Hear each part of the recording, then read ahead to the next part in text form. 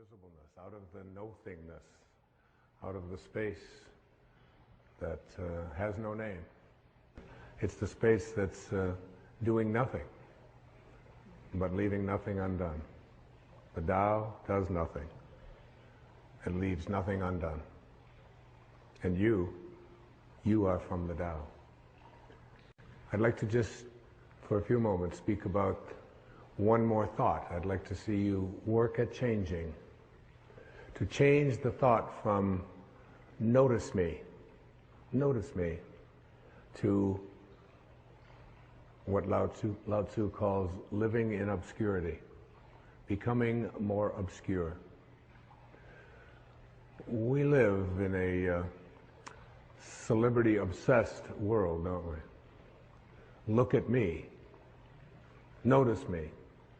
The Tao teaches something completely the opposite. Listen to the 66th verse of the Tao. Water again. The sea stays low. And because the sea stays low, all of the rivers and all of the streams empty into it.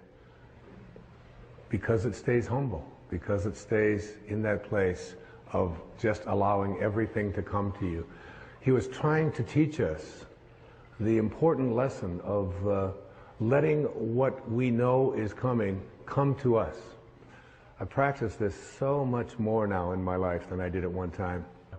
Verse 66 of the Tao. Why is the sea king of 100 streams? Because it lies below them. Humility gives it its power. That's a very important principle to understand. And I live on the ocean, right next to it. It's my front yard. And always I watch it to learn something from this thing called the ocean, which is the most powerful source of life that we have on the planet. Without it, there's no life on this planet. And because it stays low, so what does this have to say to us? Do you have the capacity to get past that ego need to always be saying, notice me, look how important I am? I mean, there's been a proliferation of this lately with this celebrity silly stuff, isn't it? I mean, CNN is doing, full hour shows on silly little things about what happened to this particular celebrity or what happened to that celebrity, and the celebrity's never even done anything. And there's all of this talk about it. And all of the new magazines. I mean, and you go through an airport and you look on the newsstand and all the same photos, just with different magazines. I don't even know what the names of all of them are, but there's like this huge market now that we have for people to get into a state of notice me, notice me, notice me. And how much do we train our young people, particularly in our schools and so on, that the one who is the star is the one who gets the most attention. The one who is the most important and the most valuable is the one that has the most people liking them and so on. This constant obsession with needing to be noticed. When in fact, what I have found for myself is the happiest moments of my life are when I can do it low and slow and not have anybody out there even know what I'm doing. To be able to, I mean, Louise never would have advertised the fact of some of the things I talk about with her generosity. She does it anonymously. It's almost always done in those ways. No, look at me, look and notice me, how important I am, and so on. So much to learn from that kind of wisdom, from that kind of inner connection to the Tao, the ability and the willingness to say, to do it anonymously, to say that you can just get done almost anything that you want to get done if you don't become obsessed with taking credit for it. Remember the movie The Magnificent Obsession? Yeah. A movie made back, I think, in the 50s. And it was really about what was the magnificent obsession. It was the ability to be able to give anonymously. What is Alcoholics Anonymous? It is everybody stays anonymous. Nobody has a title. There's not even anybody in charge. There's no leaders of this. There's no president. There's no vice president. There's no organization.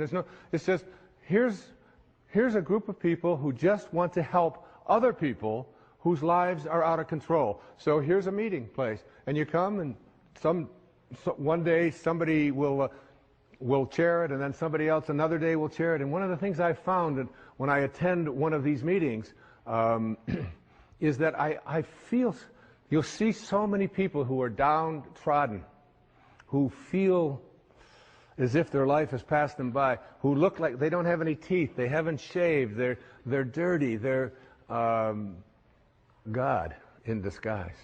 Mother Teresa was asked the question about what she does when she was in Calcutta, and she said, every day, I see Jesus Christ in all of his distressing disguises. All of his distressing disguises.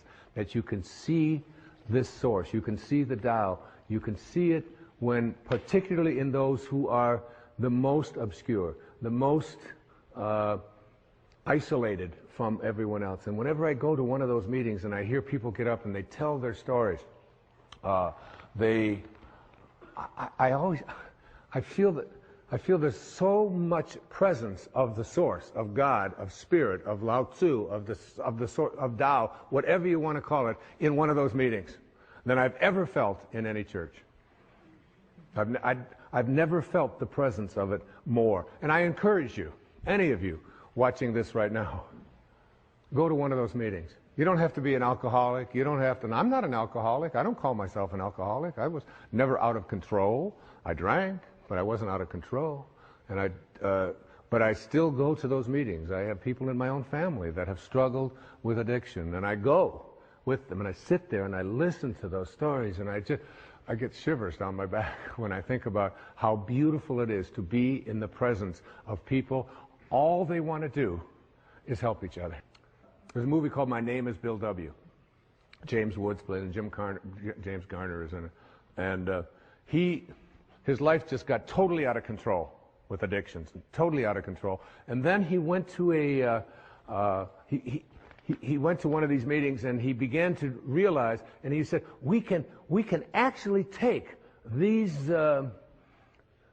people, and all we have to do is love them. All we have to do is, and he's so excited about the concept of being able to go out there and offer it. And I keep referring to Louise because she's such a hero to me.